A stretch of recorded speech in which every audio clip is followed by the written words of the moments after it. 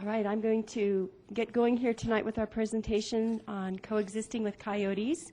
I want to welcome you and thank you for coming out on Earth Day. Happy Earth Day to all of you. It's a beautiful evening, and I'm glad you chose to come to the meeting tonight. I've invited Bonnell, who is a senior resource specialist with the city of Aurora, to come and speak tonight about coyotes. She's done a lot of research about these animals. And has prepared an incredible slideshow that I first saw at an open space conference here in Colorado, and it wowed everybody in the auditorium, and people really enjoyed it because it was interactive. So tonight we encourage you to ask questions or get clarifications if you need to during the presentation. With that, I'm just going to jump right to Marianne and thank her for coming all the way from Aurora over tonight to be with us. I really appreciate it. Thanks, Marianne. Thank you, Kristen, and thank you everyone in the room for making the time to be here to learn more about urban coyotes. Again, my name's Mary Ann, and I just have a quick 45-minute presentation that I'm hoping you'll interact with me on. And during this presentation, we're just going to learn a lot about coyote biology and coyote behavior, and also have a few quizzes along the way, so be sure you pay attention. So anyway, this is Coexisting with Coyotes, and I like to begin with a little bit of current news. And of course, I'm not. Can you do that? Oh, there we go. So straight from the headlines, and if you want to hit that again, I don't know how many of you remember this story from last year up in the Copper Mountain ski area. There was a coyote that was accosting visitors in the parking lot and nipping at pant legs and such. And the outcome was that the Colorado Division of Wildlife did come and lethally control that coyote. So one of the things I like to acknowledge right away in this issue when we're talking about urban coyotes is that there's an emotional dimension. And so go ahead and hit it again. And one of the things to do to find the emotional dimension in dealing with coyotes is to look at how people react to stories. And how many of you get on the internet and read stories on the internet and then read the comment section underneath? It's really pretty interesting. So this was one person's reaction to that story. Too bad they won't shoot the darn things in Bible Park. People ought to be able to walk their pets without worrying about the coyotes. There are places that coyotes just don't belong. So that's one person's opinion regarding that story. And I want to let everyone know that I did clean up grammar and syntax and language to make these presentable for a group audience. So now here's a second opinion about the exact same story. Here we have the spoiled, rich, airheaded concrete dwellers wetting themselves over one coyote, and the Division of Wildlife responds as if a ravaging pack of wild dingoes were on the loose. These limp-wristed girly men skiers should do something creative with their ski poles. If you can't live with wildlife, get your tired self out. Wildlife is wonderful. The problem is there are too many people. Now, how different of opinion can that be? So the first opinion was, shoot the coyotes. The second opinion was, shoot the people. I bet in this room that there are people that are on both sides of that emotional spectrum. And you don't have to admit it right now where you are. I just want to make sure everybody knows that I acknowledge that there is a huge emotional dimension to this issue, and that people have very different opinions about how to proceed.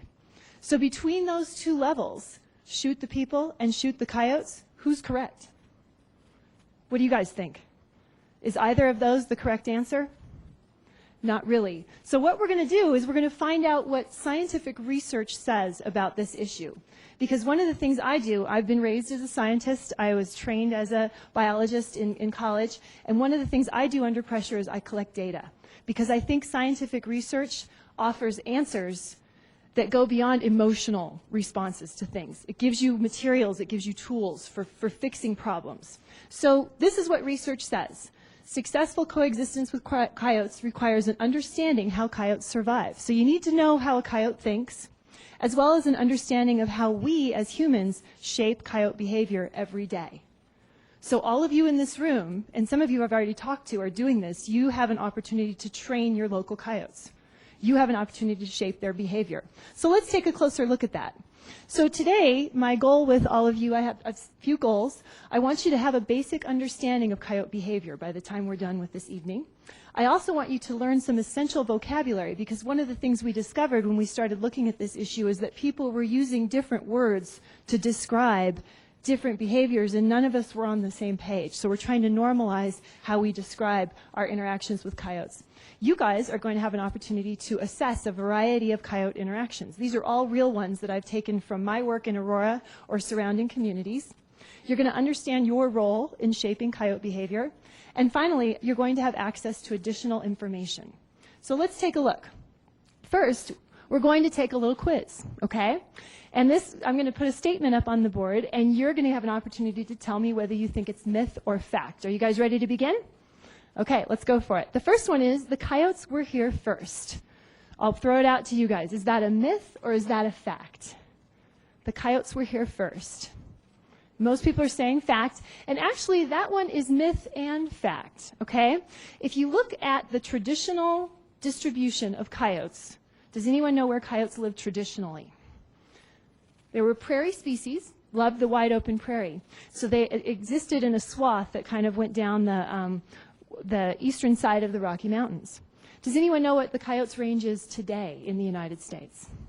It's the entire country. So their range has expanded greatly. And if you look at why, one of the main reasons why coyotes have expanded, there's actually a couple reasons. One is we removed their top predator from the ecosystem. When we extirpated wolves, in other words, when we got rid of wolves from the ecosystem, they're actually the only creature that we know that successfully controls coyote populations. So when you remove that creature, it gives coyotes an opportunity to expand. The second piece is that we changed the landscape drastically. If any of you were to arrive to this area, the Broomfield area, 120 years ago, would it look the same as it does today? How have we modified things here in this area and all throughout the Front Range? We've added shrubs, we've added ponds, we've added rich ecosystems with fruit trees, and these are all things that coyotes find attractive. So we've actually, if you were to go back in time and look, my guess would be that the population of coyotes in this area actually would have been lower 120 years ago than it is today, just because there's simply more resources and fewer predators in this area throughout the Front Range. Does that make sense to everybody? So let's go on to the next one. Coyotes are carnivores. What do you guys think? Myth or fact? She's shaking her head no. No. They're what? Okay, let's take a look. It's a myth. Now, if you're a taxonomy person, coyotes are classified as a carnivore. If you look at their dentition or their tooth structure, they have canines and they have molars and they have teeth that are designed for ripping and tearing at meat. However, in practice, coyotes eat anything they can find. They eat melons, they eat cucumbers, they eat carrion, so things that have been killed that are lying next to the road.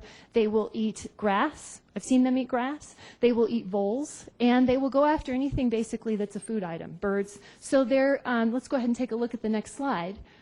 That's some coyote scat, and the reason why I show you that is how many of you have seen coyote scat in your neighborhood or coyote feces? They're prominent scatters. They tend to go to the bathroom out in the open. So it's actually very easy to study what coyotes are eating.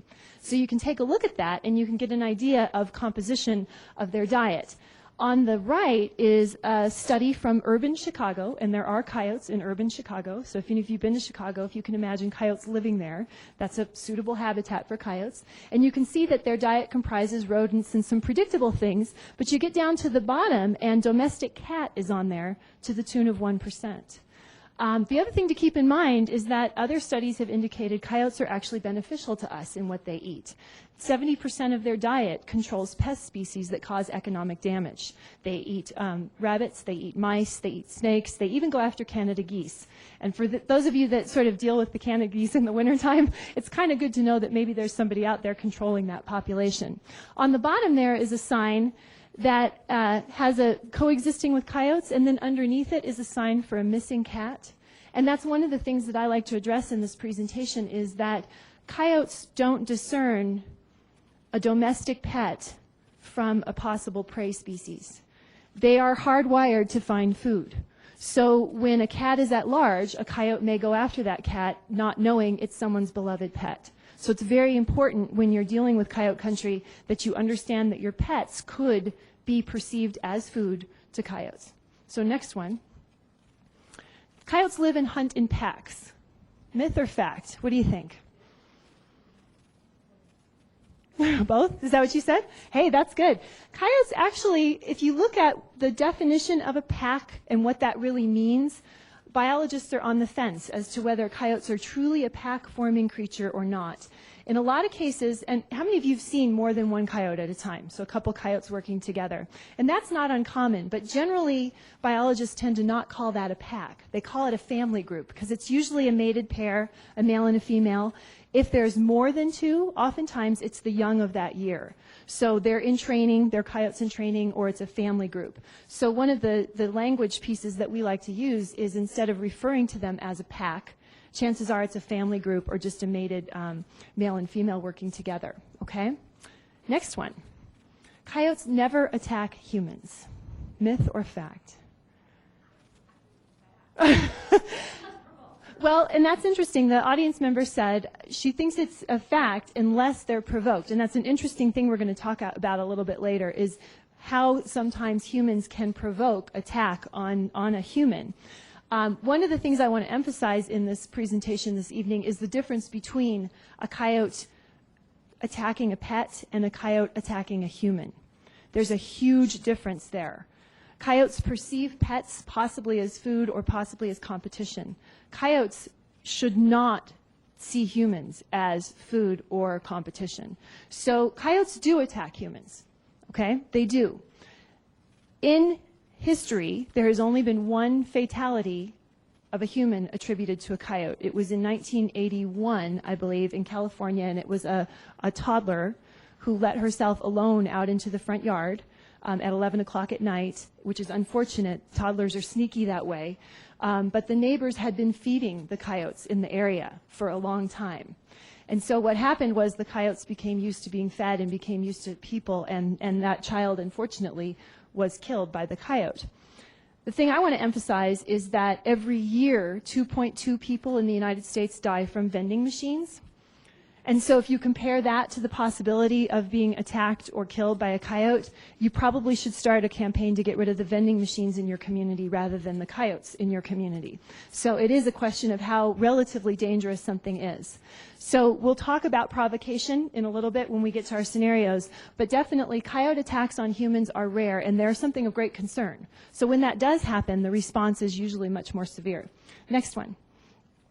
I should be nice to the coyote when it's in my neighborhood. Myth or fact? That's correct. When you see a coyote in a neighborhood, in a backyard, in a community space, in a play space, it is really important to teach that coyote that those areas are off limits. And the word we use to do that is called hazing.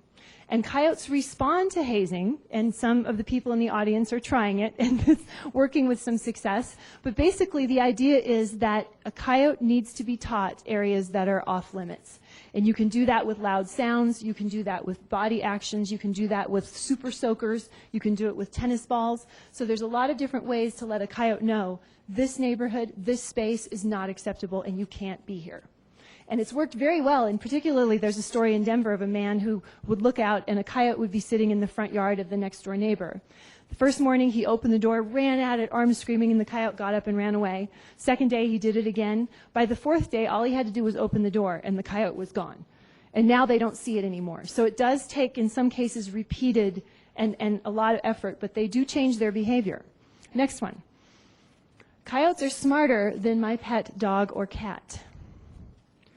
That is very true. Okay, that's a fact. Coyotes have an ancient reputation as a trickster. In most of American Indian literature, they are thought of as a trickster because they are considered to be very adaptable and very clever creatures, if I can apply a human attribute to a coyote. The way that works in nature is that coyotes are generalists. They're very flexible. If you give them an opportunity, they will take it. And in the sense of dogs and cats, what a lot of people think is, oh, I have a big dog, or I have several dogs. So I think my big dog or my 3 dogs will be able to fight off the coyote. And in most cases, I would err on the side of caution when it comes to your pets and coyotes. That it is really important to be careful with coyotes in the area with your pets. Supervise, keep on a leash, all those sort of things that are used as precautionary measures. Next one. Coyotes are naturally afraid of humans. Myth or fact? Okay, the audience says fact, and actually that's true. A wild coyote, one that hasn't had its brain messed with by suburbia or by people, should be skittish around humans. And how many of you have seen that, where there's a coyote walking and you crack the door or you close your car door and it runs off? And that's actually ideal coyote behavior. That's what we want to see. A woman called me today, as a matter of fact, and she said, I saw the coyote out in the open space, and I went to open the window to shout at it, and the click of the window made it run. And I said, hooray, that's great. That's what we want to hear. So they are naturally afraid. What can change that behavior in a coyote? What would make a coyote become less afraid of humans? Does anyone know? Feeding is a huge one. Feeding is a very obvious one. And if you know of anyone in your neighborhood that's intentionally feeding coyotes, and actually someone shared a story with me before we started about someone leaving out food for the rabbits in the form of old vegetables and cereal. Yes, that may be feeding the rabbits, but you also may unintentionally be feeding coyotes when you do that. So it's very important to think about what's in your yard. What is out there that are there pet food dishes? Are there water dishes? Are there vegetable gardens? Is there fallen fruit that hasn't been cleaned up? Any of that can feel almost like an invitation to a coyote. So the other thing, too, to keep in mind is that some people, when they see coyotes, respond with indifference or even encouragement. I want to get a good photo. I've got my camera. So coochie coo, get the coyote to come over. And what does that do to the coyote? Again, it makes them think people are going to be friendly. That's not something you want to teach your local coyotes. You want coyotes to understand that humans are not something to be palling around with, that they do have areas that are off limits. So it's your opportunity every time you see a coyote to train the coyotes to understand that there are places that are off limits, okay? Coyotes are nocturnal. What do you guys think? And that nocturnal means active at night, okay? What? Yes, that the audience said they are active at night, but they're also active during the day. And how many of you have noticed that coyotes are pretty much, you can see a coyote any time of day. And that's actually true. If you think about traditional coyote behavior was crepuscular, meaning they were active in the morning and active in the evening. So a lot like deer, okay, if you think about when deer are active. Coyotes have adjusted their schedule in suburban and urban environments to be more nocturnal. Does anyone know why they would adjust to being active at night in an urban or suburban? There's less disturbance from humans, and their number one threat in urban and suburban environments is being hit by a car. So if you think about it, in the evening, traffic levels go down. So if you're going to be active and you're going to be crossing streets, nocturnal makes more sense. So many urban and suburban coyotes shift their behavior to nocturnal. However, if you see a coyote during the day, does that mean it's sick or something's wrong with it? No. This picture was taken at an Aurora golf course called Spring Hill, and the coyotes on Spring Hill golf course are actually often active during the day. And particularly when they're raising pups, hunting becomes a 24/7 kind of activity. So you can see coyotes actually any time of day. And one of the calls I get a lot is if they do see a coyote during the day, sometimes people assume it must be sick or there must be something wrong with it. So I like to reassure people, if you do see a coyote during the day, chances are it's not sick, it's just hunting for the family. Next one. We can get rid of the coyotes. Myth or fact? Can we get rid of coyotes? Okay, go ahead and hit the button. It is a myth. And the reason why it's a myth is for every coyote you get rid of, there will always be a replacement coyote. Now that has to be frustrating for the people that were in the shoot the coyote camp, because if you shoot a coyote, the hope is that, oh, the problem's over. But actually, it's not.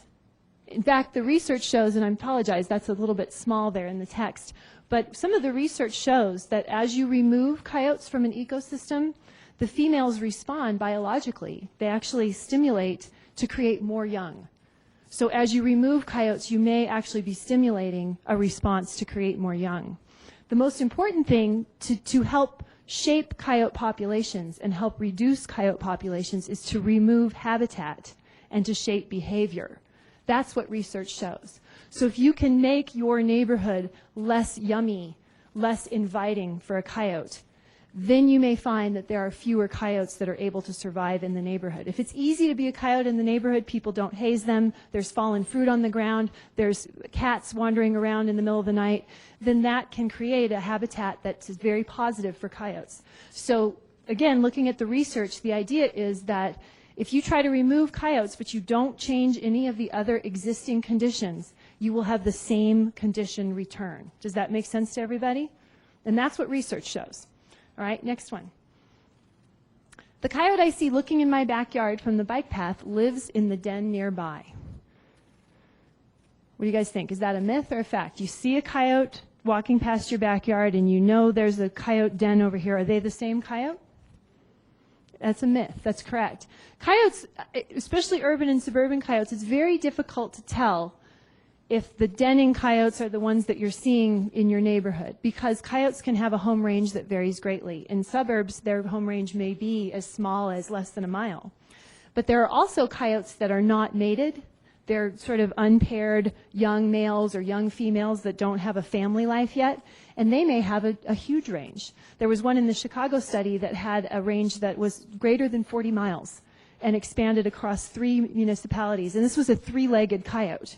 That's how they knew it was the same one. So again, you can't assume because you see a coyote in your backyard that it's the same ones. So if we get rid of the den over here, I won't see this coyote anymore. That's not true. You could be seeing a coyote that lives 20 miles away. Okay? Next one. Coyotes are passive creatures. Does everyone know what that means? If you're passive, kind of, it's all right. Okay? Are coyotes that way? Let it go. Okay, they're saying no. And that's true. Coyotes are actually very competitive creatures. How does that translate into urban and suburban environments? Well, if you think about a coyote and get into the mind of a coyote, coyotes are often trying to defend territories and food resources. So if you think like a coyote, the first thing that's going to bug you are your fellow mesocarnivores or middle managers. So a lot of times people will say, well, we used to see red foxes, and then the coyotes came into the neighborhood, and now we don't see foxes anymore. Does anyone know why that would happen? The coyotes will actively remove foxes from an ecosystem where there's scarce food resources. Now, that doesn't mean they don't exist together. Where I live near a golf course. I've seen both coyotes and foxes. But in a lot of areas, the coyotes will actually remove the foxes because they present a direct competition for food. They also, in some cases, will perceive pets as competition, specifically medium-sized dogs. And the idea there is just to be aware of that if you're walking your dog in an area where you know there's a den and you're walking your dog at a coyote active hour, dawn or dusk or middle of the night, and you're walking past a den area, think about the message you're sending to the coyote. That's a touchy thing, because the coyote could perceive that dog walking on the leash past the den area as competition. Okay? So that's really important to think about behavior-wise. Next one. In general, people love coyotes. Myth or fact? It's a myth, yes. And that's one of the things I think is really important to remember, that we all have the same goal.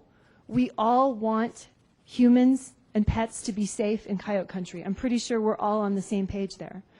What I think is different is how people feel about the coyotes. Some people want to see them gone completely. Some people love them and love them inappropriately and do things to bring coyotes into neighborhoods. So I think if we all remember we have the same end goal, which is pet safety and human safety, let's all get on the same page to fixing this problem. All right. So now, you guys how'd you do on the quiz? Anybody learn anything new? Yeah? Okay. That's great. You guys did actually very well. It seems like you know your coyotes pretty well. So now it's time to check your vocabulary. All right. So let's go on to the next slide. And we're going to talk a little bit about vocabulary in the sense that inconsistent and exaggerated, and what I mean is I get phone calls probably once a month from a person who says, the coyotes in the neighborhood are being aggressive. So I call to check on that, and I say, tell me about what happened. Well, it looked at me from across the field. So is that aggression? Well, obviously this person felt threatened somehow, but a coyote looking at a person from across the field is not really an aggressive behavior. So what I want to do tonight is get all of us on the same page as far as what does that really mean? How do we describe coyote behaviors? Because what happens is that information gets out to the media, and the media presents it, and people get very worked up and fearful over something that may actually not warrant the level of fear that it's getting in the media. Does that make sense to everyone? I mean, we've all experienced the media can sort of froth things up a little bit. So let's de-escalate and let's talk a little bit about what coyotes do and describe their behaviors. So next one. So let's look at some important terms. So hazing we already talked about. And how many of you have actually hazed a coyote before? I know that these folks here have. You've hazed a coyote. My mother hazed her first coyote 3 weeks ago. She was very excited to tell me. She lives in Littleton. And she said, I saw your presentation and I saw the coyote, and normally they walk in the morning at about 5:30 in the morning. She said, normally we would have just let it walk by. But I said to my friend Barbara, we got to yell at that coyote. So they clapped their hands and it ran away. So she was very excited to tell me about her first coyote hazing. Next one is encroachment. And this is an interesting term that humans use. When someone encroaches on your property, that means they come over the fence, they come in your yard, they get into your space. But if you think about a coyote and what a coyote perceives, does a coyote understand a property fence as any kind of a line in the sand? They do not. So that idea of trespass to wild animals escapes them. They don't understand a fence as that's your open space and this is my yard. You can't come in my yard. So the idea is think about what's in your yard, or how can you make that more of a way that coyotes can't actually come in. But the idea of a coyote encroaching, it doesn't occur to them. I'm going into their yard. They're just thinking there's something in there I want. And there's kind of a fence in the way, but I'm just going to go over it. Okay? Next one. Habituation. We talked about this a little bit, and that's the process of getting an animal used to something it normally would avoid. My dog is dog aggressive, and so one of the things we had to do was get her used to wearing a muzzle. She didn't like it at first, but if I pump enough cookies in that dog, she will put that muzzle on, and it's happy day. And so that's the idea, that you can train animals to do things they're not happy or they don't want to do with reward. And one of the unfortunate things that happens in suburban and urban environments is we do get people that are feeding coyotes and are putting out food, and that is training them to be unafraid of humans. So that's the process of habituation. Or even just seeing a coyote and responding with indifference. That's a form of habituation for coyotes. Indifference can teach them, oh, these people don't care if I hang out near the playground. That's not okay. Anytime you see a coyote in an area that's inappropriate, that coyote should be taught that's not okay. So that's the process of habituation. All right, so now we're going to talk about exactly what happened between you and the coyote and normalize some of our language. So at the very top is the idea of an observation, okay? In other words, you may not have even physically seen the coyote. So what are some ways you can observe coyotes without seeing them? I'm sorry? You can hear them. How many of you have heard coyotes howling in the evening? Okay, they have actually 11, my understanding is they have 11 different communication tools, from howls to barks to nips, yips, and things like that. So any other observations you can think of? I didn't know what scat was. I've seen that in my yard, and I thought it was peculiar. I didn't know what coyote scat looked like. Coyote scat has a very unique shape to it, and actually usually the tips come to a point. Yeah, so and they are indiscrete scatters, meaning they poop very prominently. So it's usually pretty easy to find coyote poop or scat. Is there any other way to observe a coyote without actually seeing one? The tracks, absolutely. So there can be howling, there can be scat, there can be tracks. In the case of Aurora, some of our observations have been people hearing the coyotes actually taking prey. Have any of you heard that before? Yeah, so you hear a coyote, say you live next to open space, and you hear the coyotes take a rabbit in the night or something. So that's an observation, all right? The next step up is sighting.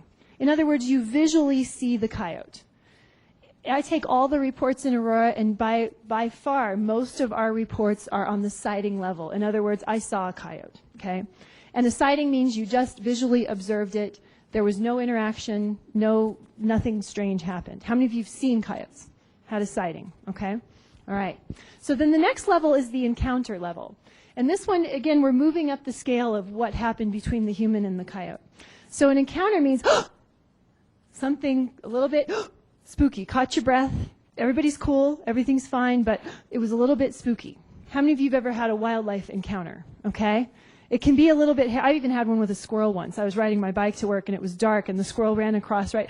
Okay, but everybody was fine, okay? And actually my coyote interactions with my dog have all been on the encounter level. And I'll actually share one with you tonight. So encounter means everything's fine, but it was a bit of a surprise, all right? Next one is incident. This is a higher level, okay? This means there was an unsafe situation. Okay, between a human and a coyote. We're not talking about pets right now. We're talking about human and coyote interactions. In Aurora's case, we have had one incident in Aurora, and it was, we'll cover it in a little bit, but it's basically where you have a human and you have a coyote, and somehow there's an unsafe situation, but no one gets hurt. So the situation is alleviated somehow, all right? And again, we'll have an example in a minute. I'm just trying to get you up to speed on vocabulary. And then finally, the last level is attack. And an attack means there's physical contact between a coyote and a human. Okay, so in other words, the coyote may grab at a jacket. That's still considered an attack because basically the coyote was trying to grab for some part of the human, all right? So that's all relating to coyotes and humans. Let's get into the pet realm, okay? And we separate these out because, again, as we learned in the behavior discussion, coyotes see pets differently than they do humans. Okay? Pets are on a different level to a coyote behaviorally than a human is. You can have a pet injury where a pet is physically injured by a coyote, or you can have a pet loss where someone unfortunately loses a pet to a coyote. Okay? So those are the two levels there. And then lastly, somebody already brought this up in the audience. We have unprovoked and we have provoked. In the cases where something's unprovoked, it means that this happened and there was nothing anyone could do about it. It was basically a situation that, oh my gosh, how did this, no one understands why this behavior happened. The second one, provoked, is a little bit more interesting. That's where you get to the idea of, is there anything we could have done to change this outcome? And that's where we want to get, because if we can change outcomes and make less negative interactions happen, that's where the education can happen. So that's provoked and unprovoked. All right. Let's get down to the cool stuff here. Are you guys ready for a quiz? Go ahead and hit it again. We're going to take a quiz and take a look at some different scenarios. And these are real scenarios. These are all ones I've either heard of or dealt with directly. They're not all from Aurora, but they are from the Denver metro area. So let's take a look. Our very first one is a headline from an Aurora paper. And this was a 1-inch high headline. It said, there were packs of coyotes running through the neighborhood at night, howling up a storm. Now, on the level of vocabulary, what would you guys call that? You heard coyotes howling at night. What is that? Is that an encounter? That is an observation. Excellent. Okay. Is that normal coyote behavior, howling at night? So I would say it must have been a slow news day in Aurora to put that in the headline. But basically, that's what happens is you get sometimes media involved and they want to blow things up. And so coyotes howling at night makes front page news and becomes an inch-high headline. Okay, but that's actually pretty normal coyote behavior. And I would take exception to calling it packs. I would say that it's a family group. All right, this is the next one from Aurora. I was sitting at the kitchen table one morning drinking coffee and 2 coyotes looked into my yard in broad daylight. What level would you guys put that interaction at? Sighting, excellent. So it's not an observation. They actually saw the coyote. There was visual contact. Any to that? You're drinking your coffee, you kind of look out there. Maybe that's enough to give some people cause, but there was definitely the door was shut. There was no close contact with the coyote. So the question for me is, why would the coyote be looking in someone's backyard? I'm sorry? Yeah, they could be. The answer was for a pet. And the idea is, why are the coyotes stopping and looking in your backyard? What's back there that's of interest to them? And that's something to really think about. Do I have pet food? Do I have fallen fruit from the tree? Have they successfully found food in my backyard before? So those are things that think about how a wild animal who's very adaptable would think.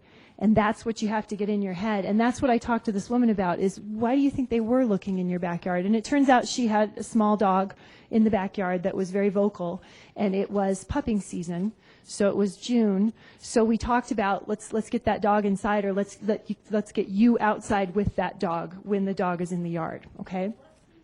Pupping season, so when they're raising the pups and they're actively feeding, which can really change behavior because when you're feeding 5 or 6 kids, you're really thinking about, oh my gosh, I need to get food, okay? So next one. Coyote ran through the parking area this morning with a cat in its mouth. So what do you guys think? On those list of vocabulary items, where does that fall? It's one of the pet ones. It's a sighting, but it's a pet loss, okay? And definitely someone's cat, and that's someone's beloved pet, was taken by a coyote. And this is actually my condominium complex in Aurora. And the thought is here, is that preventable? How is it preventable? Cats, actually in Aurora has a law that states that cats should be kept indoors. And we do that for cat safety. There's a lot of things that can actually take a cat or a dog at large. And so one of the things we do to protect cats and protect cat safety is encourage people to keep cats indoors. So this one is an example of a sighting. Someone saw a coyote, was in broad daylight. Again, we talked about that. Is that okay to see a coyote during the day? Absolutely. It's not an odd behavior. The fact that it had a cat in its mouth means it was hunting, and it doesn't differentiate between a cat and wild prey. Next one. I was walking, this is me. This is my encounter. I was walking my small dog, she's about 27 pounds, on a flexi leash. Does everyone know what one of those is? They're the leashes that can extend. When a coyote popped out of the cattails just ahead of us. It stared for a moment with its tail down, and then it ran away. On the level of the different vocabulary, what would you guys call that one? That was an encounter.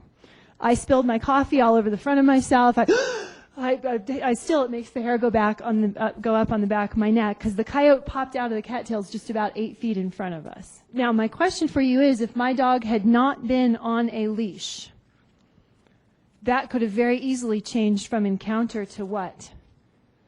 It could have been a pet loss, and actually, in a couple cases, dogs at large have sort of precipitated a human attack because the dog can lure the coyote, and then the dog and the coyote get into it, and then the human tries to intervene, and then humans get injured. And so one of the things I'm thankful for, and actually I changed my behavior because the flexi leash in that area became not a flexi leash, but was a 4-foot lead at that point. I kept my dog very close to me, and were I a person who had my dog running off leash in the open space, this would be a different story I'd be telling you right now. But thank goodness she was okay, I was okay, we were startled. I learned something very valuable, and I changed my behavior. Okay? Next one. A coyote followed me and my dog along the Highline Canal. How would you guys rank that one? I would say encounter, and actually someone in the audience said the same thing. Some people find that doesn't bother them. That's us sighting. But for me, and for most people, being followed by a coyote is an uncomfortable experience. So in that case, knowing what you now know about coyote behavior, why would a coyote follow someone and their dog along the Highline Canal? Could be looking for opportunity. Could be looking for, possibly, if the dog is small, could be looking at that as an opportunity. The other thing, too, to think about is that that competition behavior.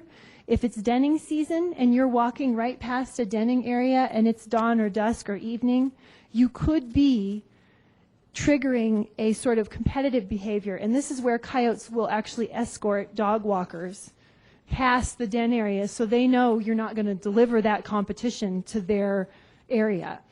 One of the things we encourage people to do is don't allow a coyote to follow you.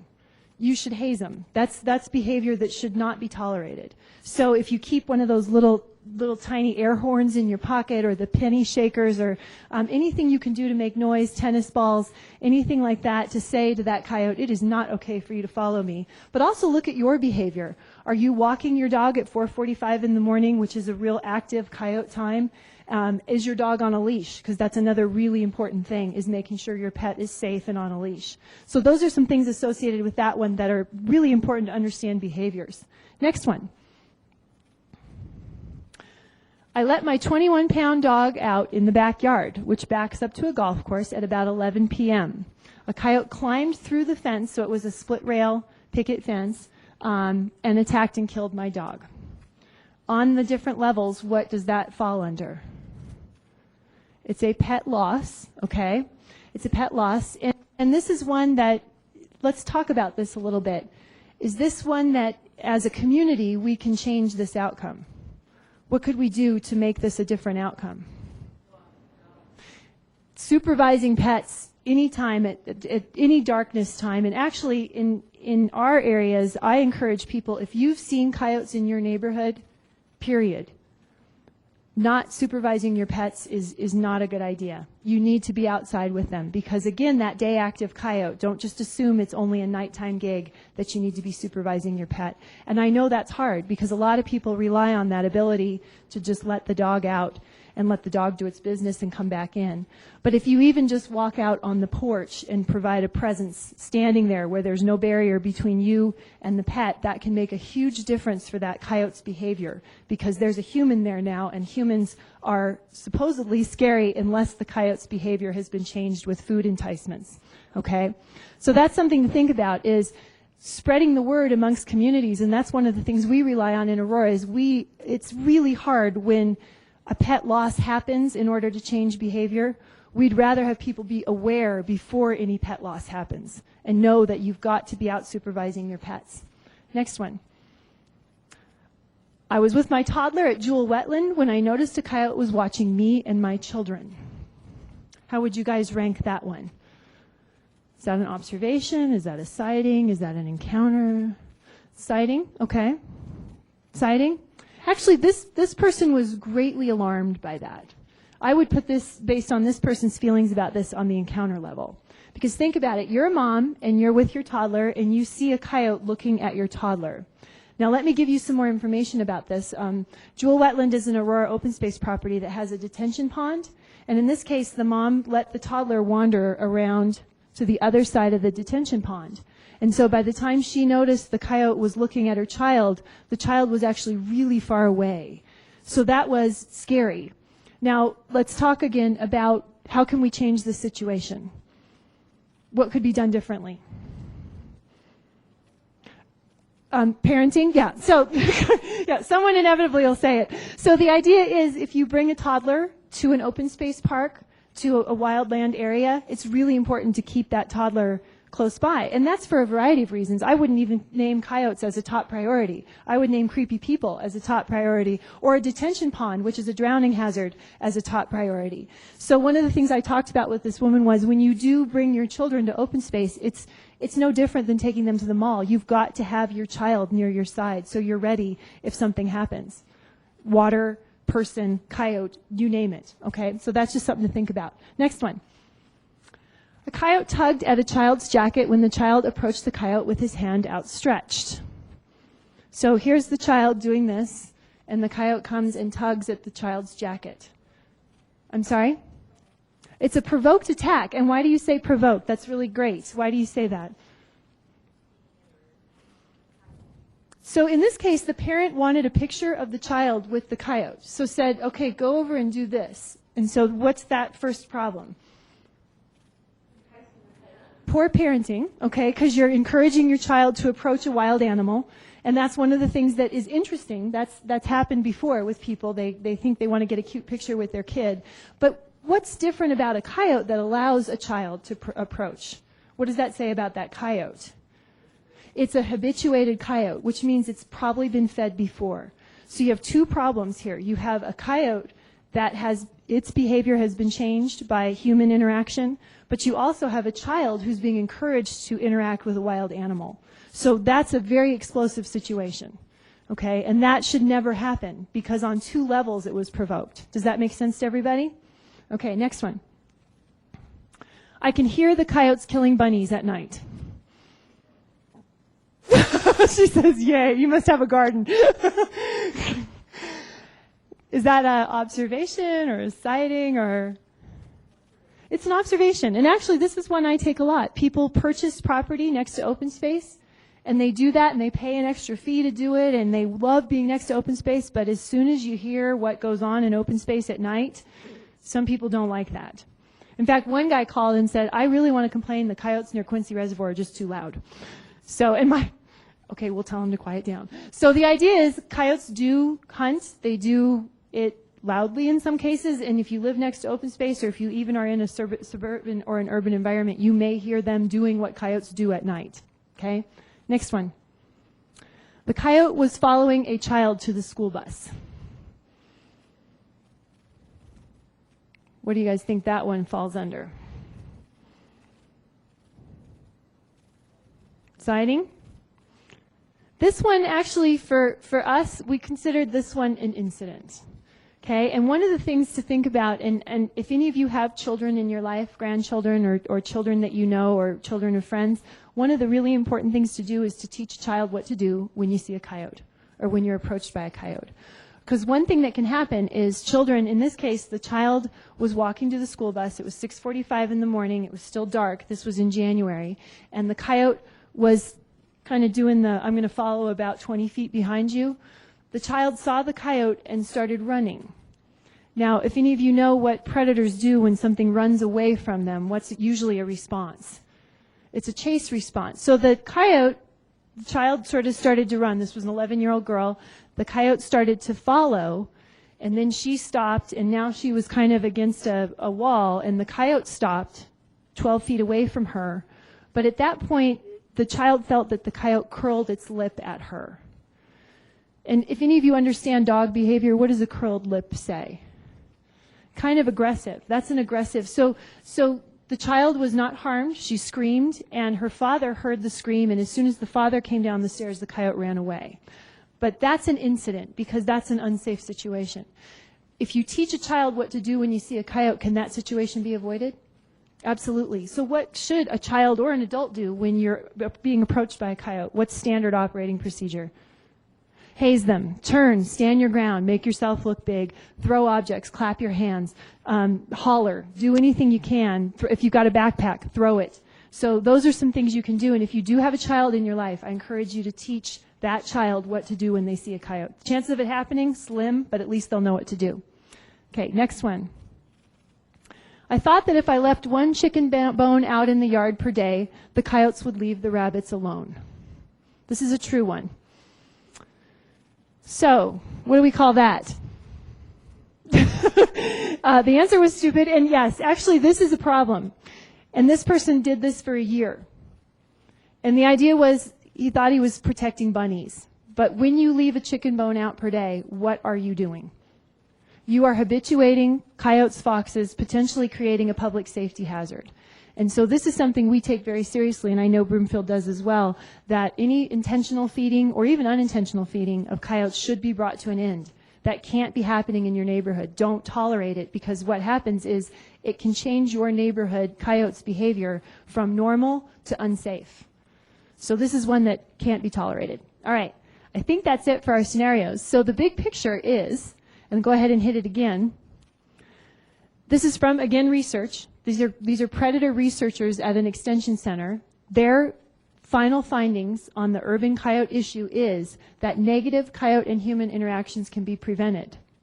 How can they be prevented? It's got to come down to our behavior. And I know that's hard because it means we've got to work at it, but it does indicate that when you look at coyotes in suburban and urban environments, they're here to stay. They've found habitat. They're going to be in the area. So the idea is, what can we do to make sure they understand what areas are off limits and that we don't somehow create an environment that invites them in? I call it throwing out the welcome mat. You don't want to do that. You want to make sure coyotes understand they're wild, they have their spaces, and human spaces are not a place for coyotes to be. So that's the bottom line from research. So that pretty much wraps up what I wanted to share with you guys today. And again, we walked through some basic coyote behavior and biology. We talked a little bit about vocabulary, and hopefully now you have some better terms to sort of understand what interaction did I just have. And then lastly, we looked at some real scenarios to kind of see these are some things that have really actually happened. Some of them were from Aurora, some of them were from other metro areas. But the idea is this is something that urban coyote management can't be done on a city-by-city basis. It needs to be done through the whole metro area. If we all get on the same page, I think we'll do a much better job of managing our coyotes and managing our behavior. And for that excellent presentation. We also want to say thank you to the City of Aurora for providing resources for this PowerPoint presentation. I believe that Mary Ann's visited Broomfield 3 times now to make this presentation, and we really appreciate the information that she's sharing with us. I'd like to follow up with about 3 more points. First of all, Mary Ann was saying that it is important to work cooperatively among communities to work on the coexistence with coyotes concept. We are doing that. There's a group of over 35 or so open space managers that are meeting on a regular basis to share information on this issue, and we're finding that very helpful. Secondly, the Broomfield City Council has asked staff to work on an overall coexisting with wildlife policy. The coyote piece or policy will be one part of this project, and there will be opportunities for citizens to comment and critique the work, and we will look forward to doing that with you, and we will also make sure you know about it. Lastly, if you would like more information about coyotes, please go to the Broomfield website at www.broomfield.org. Go to the open space site under wildlife, and you will find a great deal of information on coyotes, biology, research articles, how to cooperatively live with coyotes, that type of thing. So please don't hesitate to frequent that site. Lastly, thank you for coming out tonight. We really appreciate it. We hope the evening was helpful to you. Thanks again. Good night.